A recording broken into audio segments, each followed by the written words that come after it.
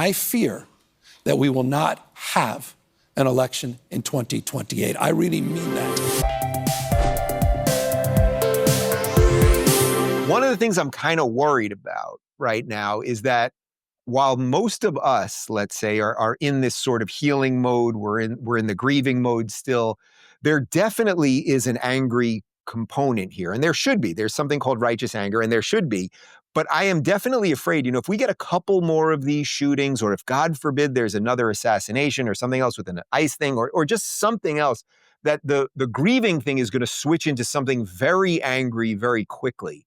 And I don't know how we, as people that want to keep things under control or just decent, I don't know what our job is within that. I mean, other than to tell people the truth, of course. But Sage, are you worried about that? That what is right now kind of decent, it could turn really nasty? Yeah, I think if we aren't concerned about that, and copycats, frankly, because we've seen it on every level whenever there's a tragic shooting, frankly, then we're not smart to at least not have that in the back of my mind. Again, I think prayer for me matters for millions of people around the world. I have never felt, you guys are out all the time. I have never felt anything like I have in the last, certainly since Sunday, but in the last 2 weeks since Charlie Kirk was murdered.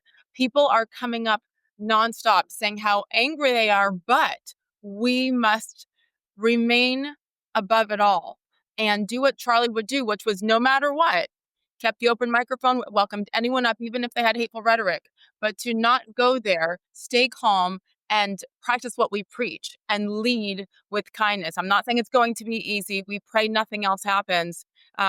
But at this point, we can't be surprised if it does. How are we going to handle that? We cannot go to that level and do what they do, frankly, riot, burn down buildings, loot, etc. We've got to be prepared and pray along the way, in my opinion. And I think having a really clear rhetorical stance, and they crystallized for me this morning a bit. Scott Adams was talking about how Trump called Kamala Harris a Dumbo because of her interview on The View or something.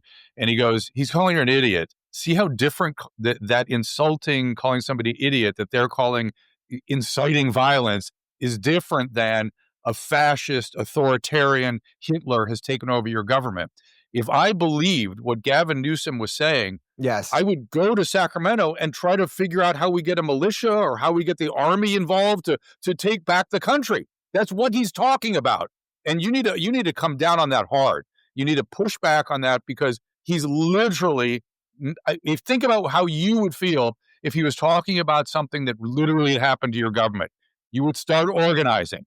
That's what you would do. That can't happen.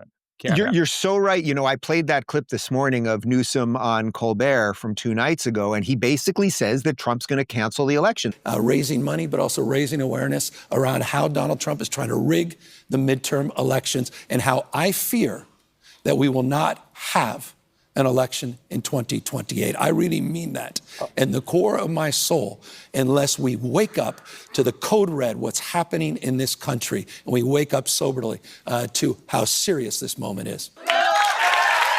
That there will not be an election in 2028. And it's like, man, did you not just pay attention to what just happened here? Unless it truly is baked into the code, and I think it is, that they want people in this perpetual state. And also, Scott's point, it's funny, I said almost the exact same thing on my show this morning. It's a fundamental difference. Calling someone Hitler, well, people might try to stop Hitler. Calling someone an idiot, wouldn't you? I would admit, I go, Dave, I'd call you on the phone. I go, all right, we got to form a militia. We got to start there. Let's go.